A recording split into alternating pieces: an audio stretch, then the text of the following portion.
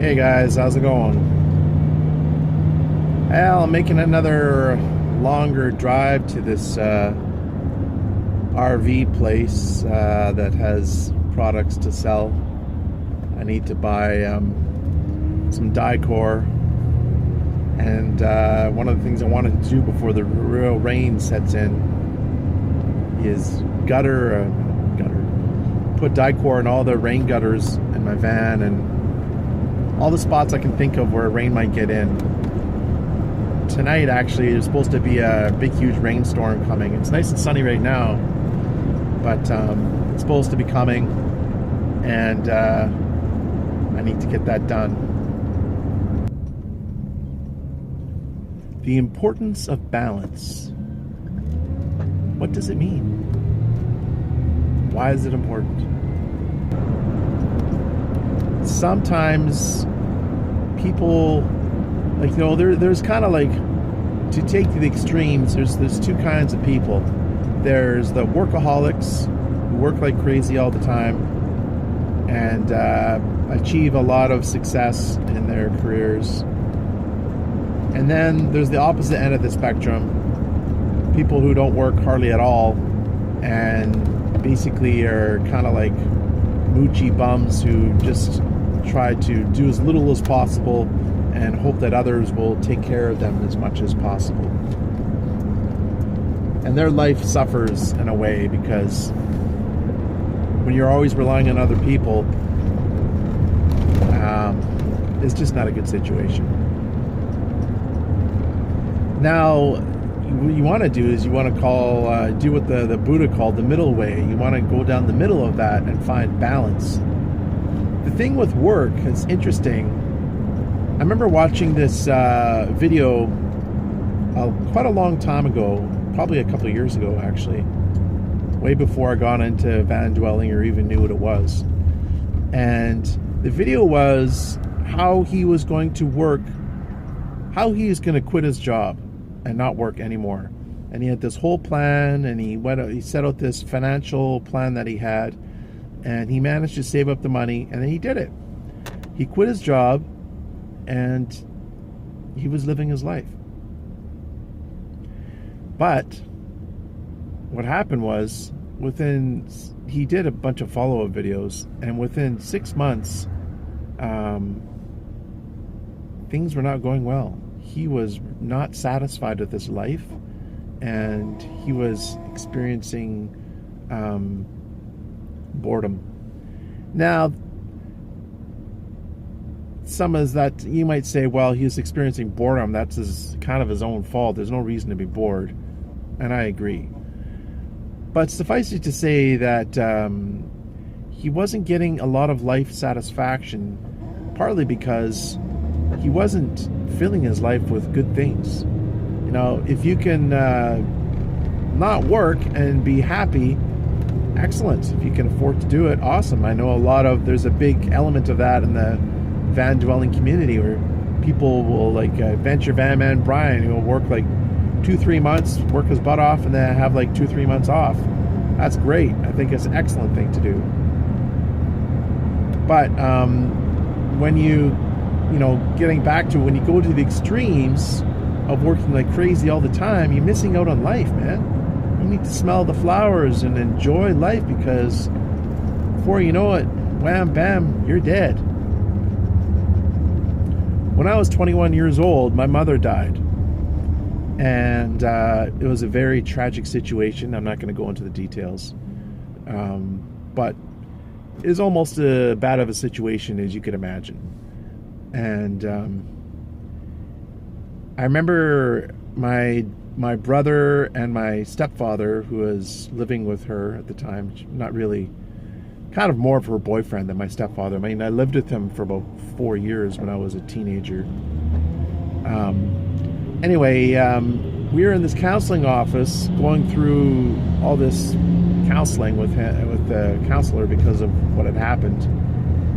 And I remember before the counselor came into the office, just looking over the landscape, and thinking, all the trivial things of life are just that. They're trivial and they're meaningless. When you compare it to, death, and the impact of death is huge. It was a real eye-opener for me about trying to enjoy life as much as you can, because one day it might not be there anymore. And I know that sounds really depressing and heavy, but it's true. And it's kind of the taboo in our society and Western society about death. And people they kind of just want to get busy and forget about it. Well, I guess that's an option.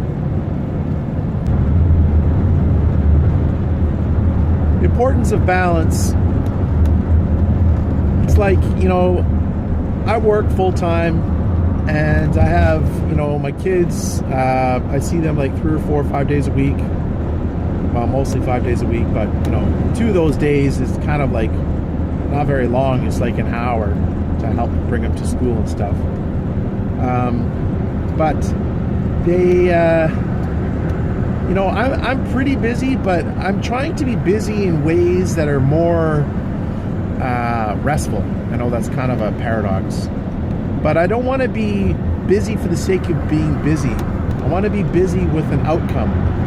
Like today I have the afternoon off and I'm like, well, I want to do something productive. What can I do? Well, I tried to get my radiator fixed. I got a leak in my hose, but this garage that I've been thinking about going to, they're so convenient, but man, they're just a bunch of jerks. And I ask him if he can give me a rough estimate of how much it's going to cost, and he starts asking me, well, which hose is loose? Well, how do I know which hose is loose? I'm not the mechanic. That's your job to find out, buddy. And then he is telling me like $300. Come on, it's a total ripoff. And so I just got a sour taste in my mouth from that place. So I'm going to find somewhere else, but I kind of left it too late, and my day to get this done was today, and it's not going to work. So now I got to wait for another day where I can do it, a weekday that I have off, which is rare. Okay, I'm getting off topic. So what I'm saying is to fill your time with things that you enjoy, but at the same time, make time for peace. Make time for just relaxing. Don't have the TV on. Don't have the computer on. Don't be reading a book. Just sit there and think for a while. Like maybe 15, 20 minutes on a regular basis or longer. And I find when I do that, I come up with some of my best ideas, or my most, I don't know, best ideas, but it's a fruitful time where I come up with some things that are valuable. For example, in one of those times, I realized that I should be playing music. I'm so focused on the van and getting it ready and all this stuff, but playing music feeds my soul, and I need to do that to be happy. It's my passion in life. So now I'm starting to do that. I had a drummer friend contact me who was also looking to get involved musically in a band. And so we're doing it. This Friday, we're going to have a couple guys out. We're going to play with them, see how it goes. And then next Friday, we got another couple guys, see how it goes. And if the chemistry matches and kind of our vision for what we want to do matches musically, then we'll put it together and we'll be off and running. Just so you know, there's a heck of a lot of work that goes into making a band successful. Like, people don't understand, man. Anyway, I'm not going to get all... I don't want to go on that road because that'll take me 20 minutes to explain. So, but yeah, music is really important to me, and it's a part of balance is to work hard, play hard, they say, and I agree. But in between those work hard, play hard times, you need to just put your feet up, relax, and savor life, because life is passing us by. And I would like to enjoy more moments of tranquility and peace than just go, go, go, go, go. So getting back to that guy who quit his job and was unhappy, I think what happened was his life lost meaning. And a lot of, well, I shouldn't say a lot of people. Yeah, a lot of people, they kind of equate their job with who they are as people, and it gives them a sense of self-esteem. And you know, if you look at homeless people, a lot of them, I would say the vast majority of them, have a very low self-esteem. They don't feel good about themselves, and they need to pull themselves up by the bootstraps and make some things happen so that they're not in that situation. Now, on the other hand,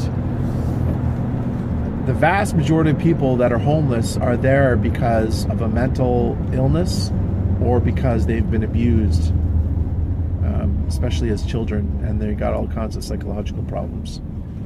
So I gotta get in the other lane.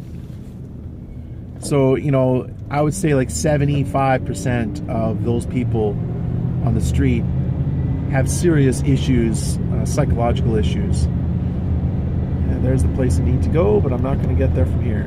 Okay. So keep that in mind when some people, you know, they kind of turn their nose down at homeless people. Well, some of them, yes, there are that portion that are just lazy and they don't want to work and they just want to mooch. But there is a large majority that actually have significant psychological issues. So suffice it to say, homeless people, there's more to it than just a cursory glance. You know, they got some issues, and it becomes a very difficult thing to get out of.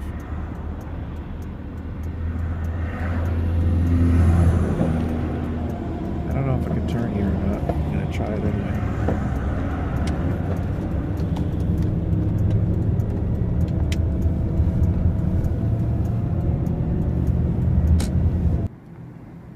So if you're in the Lower Mainland, Vancouver, BC, this Meridian RV is one of the best stocked places for RV parts.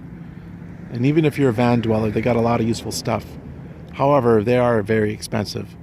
So, you know, if you can wait and order it off Amazon or something, or eBay, it's probably a better idea.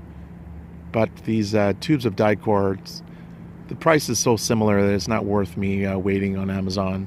And by the time I pay for shipping, it works out to pretty close to be the same. REO Speedway from Rock 101.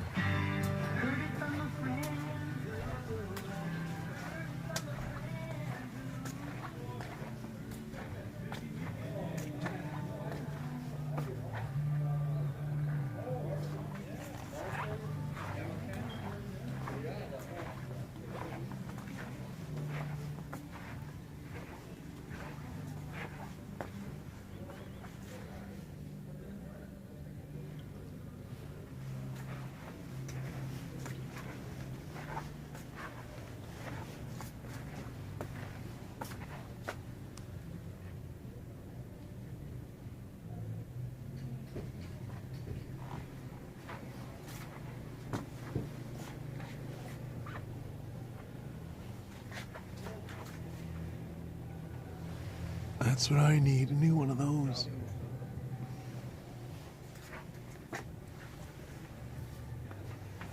Look at this. $332.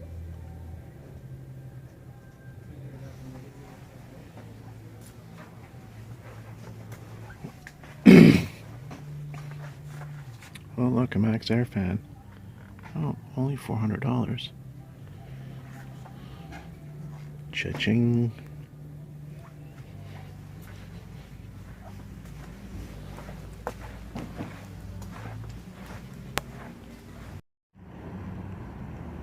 No pull behinds here. None whatsoever. Take a van any day of the week.